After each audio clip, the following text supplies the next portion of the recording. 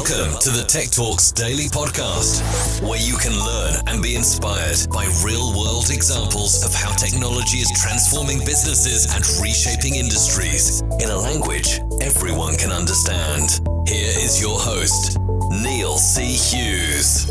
Welcome back to the Tech Talks Daily Podcast. Now, I hope life is treating you well as normal life slowly begins to return. Not a new normal, but the old normal. That's the goal that I'm looking forward to. And at the end of every episode, I always invite every listener to come on this podcast because although we're at over 1,200 interviews now, I never lose sight of the fact that I wanted to create a platform where every business or individual, regardless of their industry or wherever they live in the world, they had a platform where they could come on here and share how they're using technology and share it with other people around the world. And maybe, just maybe, we could all learn a thing or two from each other. And today's guest is a regular listener who reached out to me and told me how he enjoyed having a daily tech update, but also wanted to come on the podcast and talk about his work too. And his name is David Palmer, and he's from the Vodafone group. And I'm quite excited to get him on here for a number of reasons. I mean, one, I love chatting and meeting with listeners to this podcast, of course.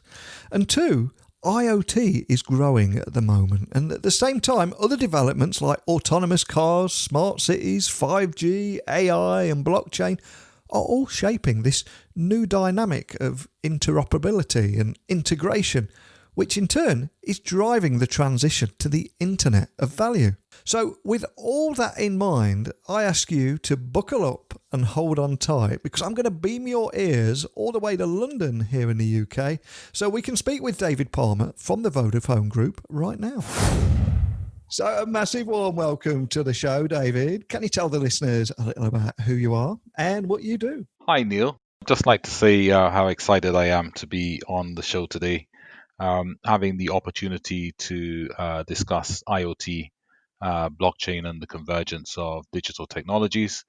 I've been with Vodafone for a number of years, primarily looking at the IoT platform and the connectivity features and functionality around that.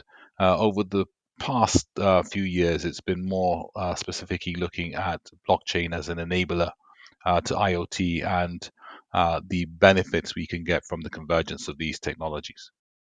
And the Internet of Things is growing with 50 billion IoT devices actually forecast by 2025, which is mind-blowing. But I've got to ask, I mean, what does this mean to a company like Vodafone? And what's the kind of role that you'll play in the future of this technology? I think it's a massive opportunity. I get confused by the forecast because yes, some are saying 30 billion, 50 billion, 70 billion, 100 billion. I think what we can take from the forecast is that the number of things, connected devices in the world are increasing dramatically and have done so over the last 10 years. Vodafone personally, in our ecosystem, I think on the platform we had 100 million connections not too long ago, and we're expecting that to grow very, very significantly. But I think if we just look at the basics of it, you look at the human population, 7.7 billion people, and we got the higher level of the scale for predictions. We pretty soon will have 70 billion IoT devices, almost 10 times the amount of humans. It's a significant opportunity. It's also a significant challenge to keep those devices connecting, to keep those devices, develop solutions for these devices, which can add value to businesses and people. Yeah, just going back to your point, it's part of the change that we're seeing. I think I'm seeing projections that individuals, the number of devices per individual is increasing dramatically. But certainly from a business point of view, most things manufactured now are connected or they're designed to be connected. So yeah, that spawns a whole new world. And I think things get really exciting when if you actually zoom out, because you immediately see at the same time other developments such as autonomous cars, smart cities, 5G, AI and blockchain are all almost converging and shaping a new dynamic of interoperability and integration. So with that point, I mean, can you tell me a little bit more about how this is driving the transition to the Internet of Value? Really good question. The Internet of Things and the transition to the Internet of Value is something that's been widely discussed. I think at the very basic, it comes down to how can organizations or people monetize their connected assets. And the primary focus to this point on the journey has been about getting devices connected, and the business model has been about connected devices, generating data and transferring that data or back into a business model. Increasingly going forwards, we're seeing new dynamics. So we're seeing, and this is part of the Internet of Things solutioning, we're seeing that devices and things and services, as you're saying, will start to, number one, they're increasing. So I think we spoke about that. But we're seeing that these devices will need to interoperate a lot more and interact a lot more to execute business and custom use cases. So, for example, the autonomous car, we've seen, automatically paying for tolls, parking, and the new world, speaking to some of the colleagues in mobility, is that if you look at the millennial generation, ownership of cars is going down because people don't want to necessarily buy a car anymore. 95% of the time it's unused. They're looking at buying a ride or use of a car when they need it. So that starts to introduce a new dynamic, which is, connected things, which essentially will provide the services themselves to people in those things or using those things who aren't the owners. So from the autonomous car point of view, it's perfectly plausible in the coming years that you'll have an autonomous car with someone in the car who's not the owner. And the question is, if you have to park, if you have to pay for tolling, if that car needs to be recharged, I'm assuming it will be electric. How do you do that? Is the user to pay that, or is that going to be the car paying that? And when you get to the concept of the car actually paying for these services and consuming services, so paying for parking and consuming electricity, then you're actually saying, well, does the car need to have its own digital ID? Does the car need to have its own wallet, as well as connectivity? And those are interesting discussions. And one of the reasons I was excited to get you on the podcast today is I've been reading more and more about how Vodafone are actually developing capability to leverage an IoT SIM to generate PKI and also incorporate a SIM wallet to equip IoT devices to be part of the economy of things. But can you expand on that just for anyone listening that have not heard about the great work you're doing there? Yeah, I mean, it's still development work, but basically, just going back to the numbers on footprint, there are a significant amount of SIMs in circulation in the world. In fact, if we look at smartphone users, I think I was listening to something over the weekend, and it was interesting that they sort of said, in 1990, what was the percentage of the population who had a mobile phone? I think it was under 2%, 1 to 2%. And now if you go to a room and you ask, how many people have a phone, I think everyone will put their hands up and say this. So the adoption over the last 30 years for mobile phones has been pretty significant. There's a huge footprint of phones, and indeed for Internet of Things, if we're talking about billions of devices, increasing over the coming years, there's a huge footprint of devices. Quite a significant number of these have SIM cards. Our thinking is to leverage the SIM card for a few key things. So we already leverage the SIM card for connectivity, but why not leverage it to store value for devices, for digital identity, for transactions, etc. So, to initiate blockchain applications. So a lot of our thinking now is how we can, leverage, the SIM to drive adoption of technologies like blockchain and others. And the key thing for that, as I was saying, is that there's a significant number of SIM cards in circulation in the world that people are already using in their phones and their devices. And if we can somehow leverage that so that they can start to, for example, have digital identity linked to that, so they can start storing tokens, etc., then it just speeds up the adoption of these exciting technologies. And we think that, we have a role to play in that.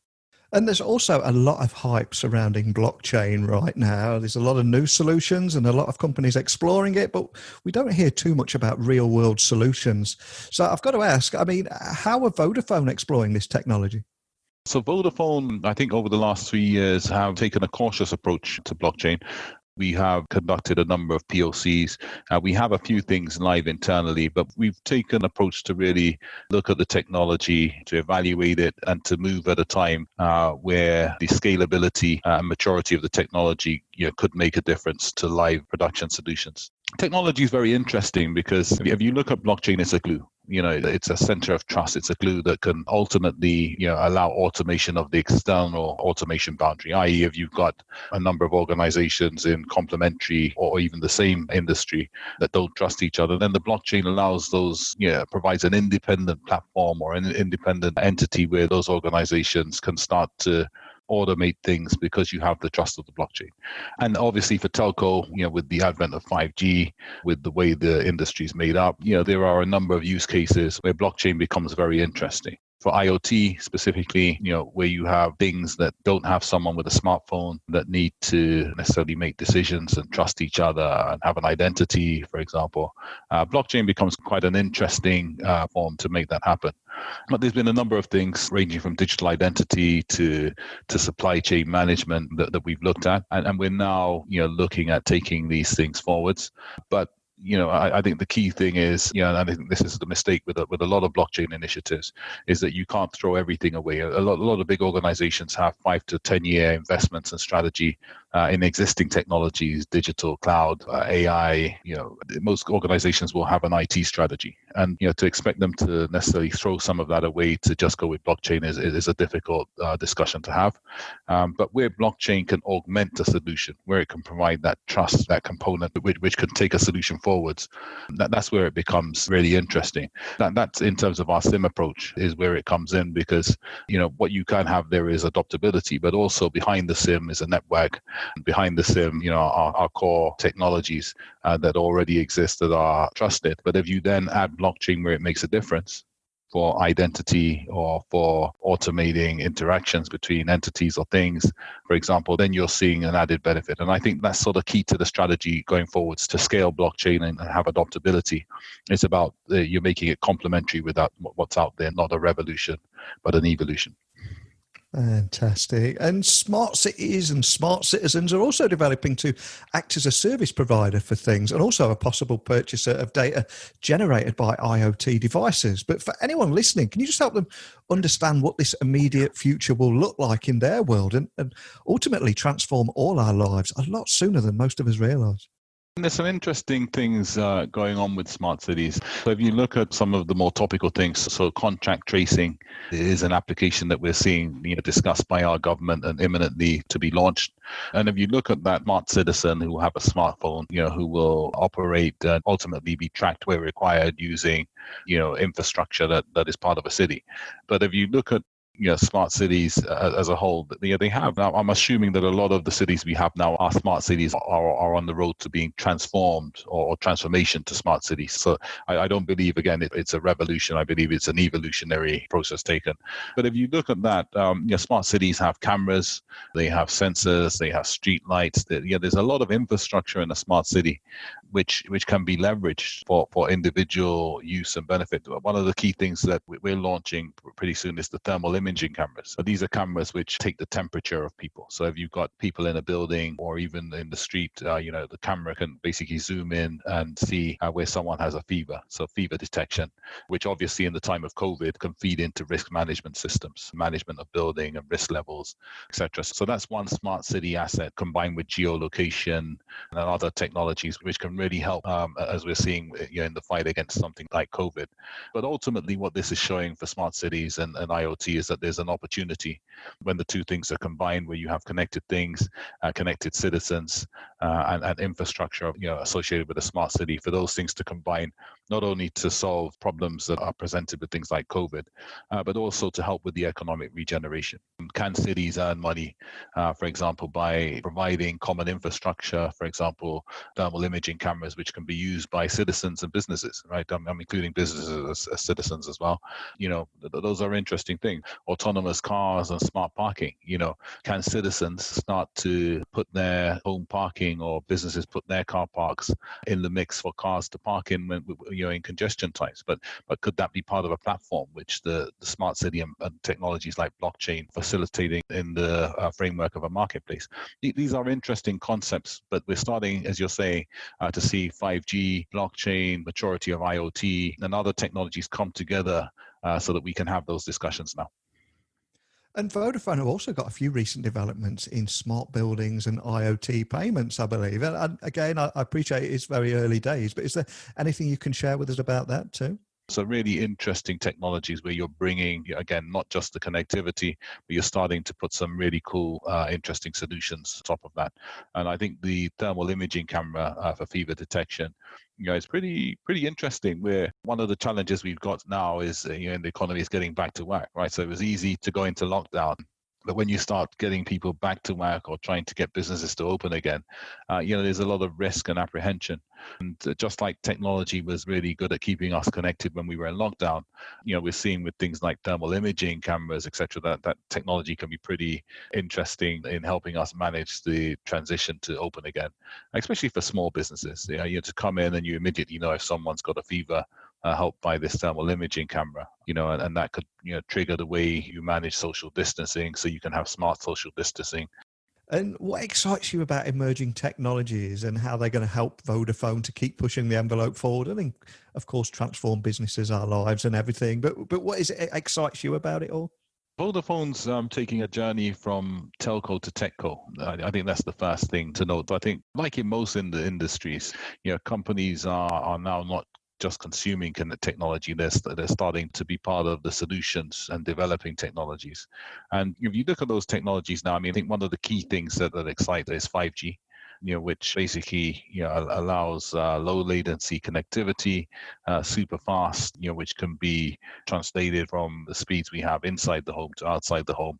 So if you look at things like autonomous cars, autonomous trucks, a whole spiel of other things, that's a key one for the Internet of Things. But also on the other side of it, in terms of connectivity, there's things like LPWA or narrowband IoT, which are pretty cool for things that don't need high-speed connectivity all the time. And that's also a key development. But if you look at sort of digital tech, AI obviously must be very high up on the list. The potential of that technology to automate business and to improve customer experience and make us more efficient is massive. Blockchain obviously is another one where I think the opinion, the jury's still out in terms of when it will come to maturity, but it's obviously a technology which can bring ecosystems together in a way, and organizations, indeed their customers, in a way that hasn't been done before, and will give rise to a lot of new ways of looking at customer journeys and use cases. But then also when you look at technologies around cloud, edge, fog compute, etc. These are key things that, when you put them together, are giving rise to a whole era of dynamic of business solutions. And I'm conscious we've covered a lot of ground today. And for people that want to stay up to speed with the kind of work that you're doing at Vodafone, can you just point them in the best direction of keeping up to speed with your latest news, and also contacting your team if there's any business leaders listening that just want to carry on this conversation? We've got quite a big social media presence. So I think the social media is probably the best way of keeping up with things. Just so watch this space. It'd be good to sort of come back in soon and also tell you how we're going. But we're really excited about some of the initiatives that are building on the mobile phone revolution that started said in the 90s, where we had 1%. And we're now in a period, Nigel, where the transformation has been massive, and not just for us but also for the users. And it'd be really interesting to see how that next phase post-COVID, post all of the changes that have had to be made and the initiatives that will be drawn from that, where we are in a year's time. Neil, finally, I'd like to bring your attention to a recent partnership we've announced with the Energy Web Foundation, where our SIM enabled with the wallet, the digital ID, and the ability to sign PKI from the SIM card on a secure element is being integrated into the Energy Web Foundation network. And this will allow utility devices equipped with our IoT SIM to be optimized on that network for smart grid and indeed edge grid capability. So this allows solar panels, vehicles at the edge, to suddenly be able to buy and sell electricity for optimization of the grid. So that's something that's really exciting that I'd like to bring your attention to. Fantastic. Well, I've loved chatting with you today. I mean, things like IoT, autonomous cars, smart cities, 5G, AI and blockchain, they're all shaping this new dynamic of interoperability and integration, which is driving this transition to the Internet of Value. But I've just loved hearing how it all pieces together and the role that Vodafone is going to play in that future too. But more than anything, David, it's been a pleasure having you on the podcast. I know you're a listener as well, so I hope it wasn't too strange you being on the other side of things, but thanks for joining me. Real pleasure. Thank you. What I loved about this conversation was, yes, getting to speak directly with a listener about their expertise, but also challenge the perception that people might have about a company such as Vodafone. Because I suspect that before today's podcast, many people, if I would have asked them, who are Vodafone, they would have thought of SIM cards, handsets, data packages, but not about how they're actually developing capability to leverage their IoT SIM to generate PKI and also incorporate a SIM wallet to equip IoT devices and be a part of the economy of things.